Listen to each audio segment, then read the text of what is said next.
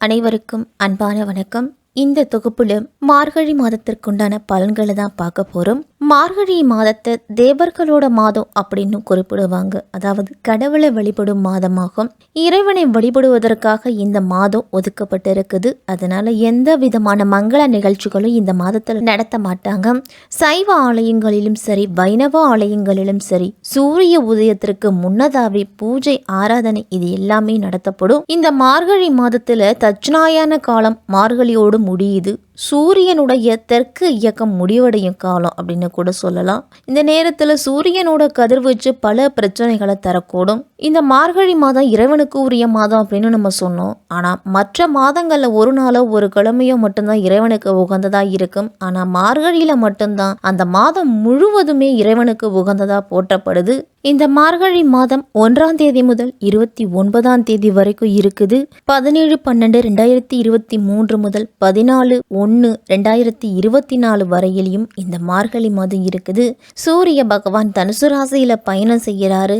தனுசு ராசிக்கு அதிபதி குரு பகவான். குரு பகவான் வீட்டில் சூரியன் செவ்வாயோட கூட்டணி சேரும்போது மேஷம் முதல் மீனம் வரை இருக்கக்கூடிய 12 ராசிக்காரர்களுக்கும் எப்படிப்பட்ட பலன்கள் எல்லாம் கிடைக்கும் அப்படின்னு விரிவாகவே பார்க்கலாம். இந்த மார்கழி மாதத்துல கிரகங்களோட நிலைகள்லாம் எப்படி இருக்கு அப்படின்னு முதல்ல பார்த்துடுவோம். சூரியன் தனுசு ராசியில இருக்கிறாரு. செவ்வாய் விருச்சிக ராசியில மார்கழி மாதம் 11ஆம் தேதி வரைக்கும் இருக்கிறாரு. அதன் பிறகு தனுசு ராசிக்கு போறாரு. புதன் விருச்சிக ராசியில இருக்கிறாரு 23ஆம் தேதி வரைக்கும். அதன் பிறகு தனுசு ராசிக்கு போறாரு. சுக்கிரன் துலாம் ராசியில இருக்கிறாரு 9ஆம் தேதி வரையிலும். அதன் பிறகு விருச்சிக ராசிக்கு போறாரு. குரு பகவான் மேஷ ராசியில 4ஆம் தேதி வரைக்கும் இருக்கிறாரு. அதன் பிறகு வக்ர நிவர்த்தி அடைகிறாரு. சனி பகவான் மகர ராசியில 4ஆம் தேதி வரைக்கும் இருக்கிறாரு. அதன் பிறகு கும்பராசிக்கு போறாரு. ராகு மீன ராசியிலையும் கேது கன்னி ராசியிலையும் பயணம் செய்கிறாங்க. இப்படிப்பட்ட சூழ்நிலையில தான் இந்த மார்கழி மாதம் பிறக்குது.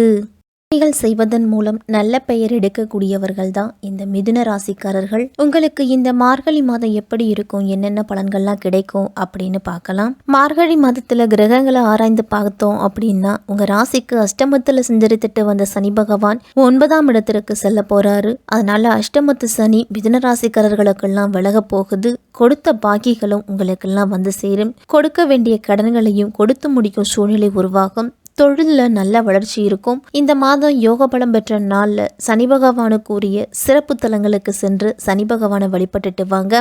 சூரியன் செவ்வாயோடு இணைஞ்சு 7ஆம் இடத்துல பயணம் செய்ய போவதால அரசு முறை பயணம் அப்படிங்கிறது உண்டாகும். அரசாங்கத்தோடு செய்து கொண்ட ஒப்பந்தத்தோடு இல்லத்தெல்லாம் நல்ல முன்னேற்றம் இருக்கும். சகோதரர்களோடு நல்ல உறவு அப்படிங்கிறது இருக்கும். வேலை செய்யும் இடத்துல திடீர் திருப்பம்லாம் ஏற்படலாம். தாய்மாமனுடன் ஏற்படும் பிரச்சனைகளை முடிஞ்ச வரைக்கும் தவிர்த்துக்குங்க. ஷேர் மார்க்கெட் முதலீடுகளை எல்லாம் இந்த மாதத்தில் தவிர்க்கவும். 17ஆம் தேதிக்கு பிறகு தரகு, கமிஷன் தொழில் எல்லாமே சிறப்பாக நடக்கும். லாப குருவினால பண வருமானம் அப்படிங்கிறது மிதுன ராசிக்காரர்களுக்கு ஓரளவு அதிகரிக்கலாம். பொருளாதார நிலையும் சீரடையும். சுக்கிரன் 5ஆம் இடத்துல பயணம் செய்யறதால பெண்களால நன்மைகள் அப்படிங்கிறது உண்டு. மார்கழி மாதத்துல திடீர் பணவரவு திக்கு முக்காட வைக்க போகுது. நண்பர்களோடு வேலை அல்லது சுற்றுலாலாம் செல்றதுக்கு வாய்ப்பு அப்படிங்கிறது இருக்கு. சாகச பயணங்கள்லாம் சென்று வருவீங்க. அழகான இடங்களை ரசிக்கவும், உங்களுக்கு பிடித்த நண்பர்கள் சிலரோடு மகிழ்ச்சியா நேரத்தை செலவிடவும் மன ஆறுதல் அப்படிங்கிறது இந்த மாதத்துல கிடைக்கும். மிதுன ராசிக்காரர்களுக்கெல்லாம் அதிக அளவு மிதுன ராசிக்காரர்களுக்கு மாற்றம் அப்படிங்கிறது வரும். உங்களுடைய குடும்ப உறுப்பினர்களுடன் மகிழ்ச்சியா நேரத்தை செலவிடுவீங்க. இந்த மாதத்துல தேவையற்ற எதிர்மறையான எண்ணங்கள் தாக்கத்தை ஏற்படுத்துவதா இருக்கும். அதனால வேலைகள்ல சற்று சலிப்படைகிறதுக்கெல்லாம் வாய்ப்பு இருக்கு. முடிந்தவரை நேர்மறை சிந்தனையுடனும் பொருளை அனுசரித்து சொல்லவும் உங்களுக்கு நல்ல பலன் அப்படிங்கிறது உண்டு. திருமண வாழ்க்கையில உங்களுடைய துணையுடன் நெருக்கம் அப்படிங்கிறது அதிகரிக்கும். தொழில் வணிகம் தொடர்பாக சகோதர சகோதரிகளுக்கெல்லாம் நல்ல ஆதரவு உண்டு. இந்த மாதத்துல வணிகத்துல புதிய ஒப்பந்தங்கள்லாம் கிடைக்கும். மகர ராசியில் சஞ்சரித்துட்டு வந்த சனி பகவான் மார்கழி மாதம் 4ஆம் தேதி கும்பராசிக்கு போறாரு. வாக்கிய கணித ரீதியாக நடைபெறும் இந்த சனி பயிற்சி உங்களுக்கு மிகுந்த நல்ல பலன்களை வழங்க போகுது. மூடி கிடந்த தொழிலுக்கெல்லாம் திறப்பு விழா நடத்துவீங்க. முன் கோபத்தின் காரணமாக கையிலணுவி சென்ற வாய்ப்புகள்லாம் உங்களுக்கு சேரும். பிள்ளைகளால் ஏற்பட்ட பிரச்சனைகள் கூட இந்த மாதத்தில் மறையலாம். அண்ணன் தம்பிகள், அக்கா தங்கைகள், வாழ்க்கை துணை மற்றும் பெற்றோர் வழியில் இருந்து வந்த பிரச்சனைகள் எல்லாமே மிதுன ராசிக்காரர்களுக்கு படிப்படியாக குறைய தொடங்கும். உங்களுடைய இஷ்ட தெய்வத்தையும் குல தெய்வத்தையும் மனதார கும்பிடுங்க. மார்கழி மாதம் 9ஆம் தேதி விருச்சிக ராசிக்கு சுக்கிரன் வராரு. 5க்கும் 12க்கும் அதிபதியானவர் சுக்கிரன். அவர் 6ஆம் இடத்துல வரும்போது எதிர்பாராத நல்ல பலன் அப்படிங்கிறது உண்டு. சமூகத்தில் பெரிய மனிதர்களோட சந்திப்பால் நன்மை அப்படிங்கிறதே கிடைக்கலாம்.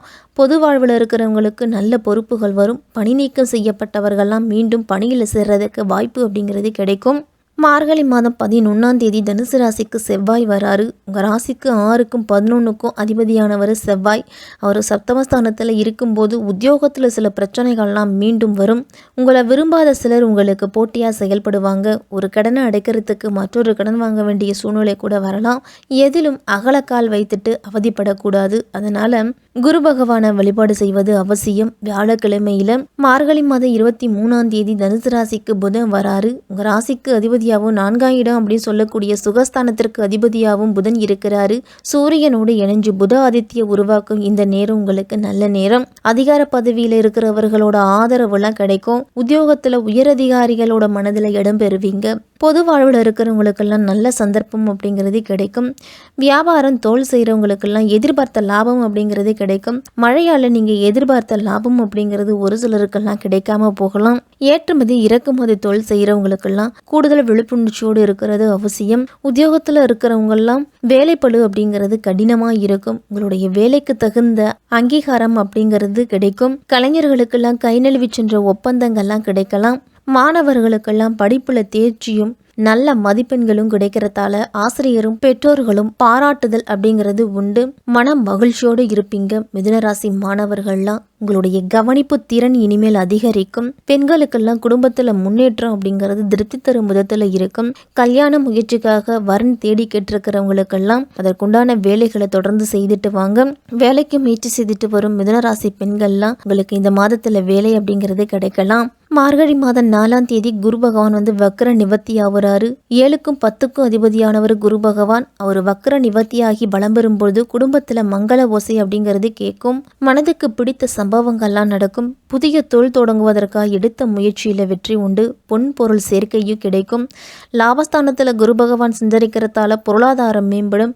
குருவின் பார்வை 3, 5 ஆகிய இடங்களில் பதிவதால் சகோதரர்களுக்குள்ள ஒற்றுமை அப்படிங்கிறது அதிகமாகவே இருக்கும். பிள்ளைகளோட திருமணம், வேலை வாய்ப்பு போன்றவற்றிலெல்லாம் வெற்றி உண்டு உங்களுக்கு. மிதுன ராசிக்காரர்கள் எல்லாருமே இந்த மார்கழி மாதத்தில் புதன்கிழமை தோறும் விஷ்ணு பகவானையும் மகாலட்சுமி தாயாரையும் வழிபட்டுட்டு வாங்க. தினமும் காலையில் எழுந்து நீராடிட்டு சூரிய நமஸ்காரம் செய்து சூரிய பகவானை வழிபாடு செய்யுங்க. அமாவாசை நாட்களில் வாயில்லா ஜீவன்களுக்கு உணவளியுங்க. எந்த வேலையாக இருந்தாலும் தன்னம்பிக்கை கொண்டு முடிச்சிங்க அப்படின்னா இந்த மாதம் உங்களுக்கு சிறப்பாகவே இருக்கும். மிதுன ராசிக்காரர்களுக்கு